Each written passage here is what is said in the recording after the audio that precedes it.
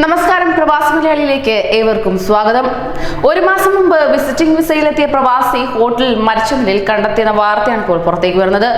ഏറ്റവും ദുഃഖകരമാകുന്ന വാർത്തയാണിത്. പ്രവാസി ഇതുവരെ ആരാണെന്ന് കണ്ടെത്തിയിട്ടുമില്ല. വിദഗ്ധാന്വേഷണം മലയാളികളിലേക്കും തുടരുകയാണ്.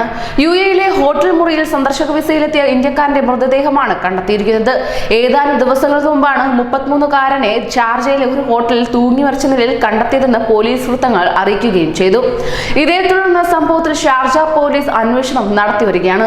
മുറിയിൽ നിന്ന് വിരലടയാളങ്ങളും മറ്റു തെളിവുകളും പോലീസ് ശേഖരിച്ചിരുന്നു.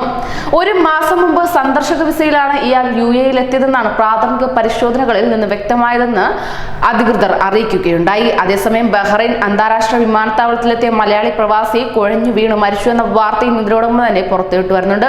പട്ടാമ്പി കൂറ്റനാട് സ്വദേശി മൊയ്തുണ്ണിയാണ് മരിച്ചതെന്ന് അധികൃതർ അറിയിക്കുകയുണ്ടായി.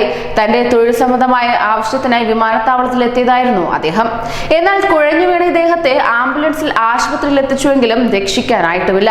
തിങ്കളാഴ്ച ഉച്ചയ്ക്ക് ശേഷം 3:00-ഓടെയായിരുന്നു സംഭവം നടന്നിരുന്നത് തന്നെ.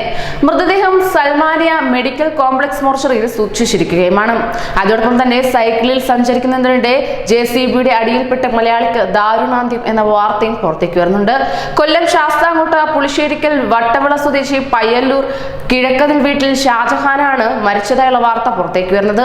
അശ്രദ്ധമായി പിന്നിലേക്കെടുത്ത JCB തട്ടി നിലത്ത് വീണ ഷാജഹാന്റെ തലയിലൂടെ JCB കയറിയിറങ്ങുകയായിരുന്നു. തൽക്ഷണം മരണം സംഭവിക്കുകയും ചെയ്തു.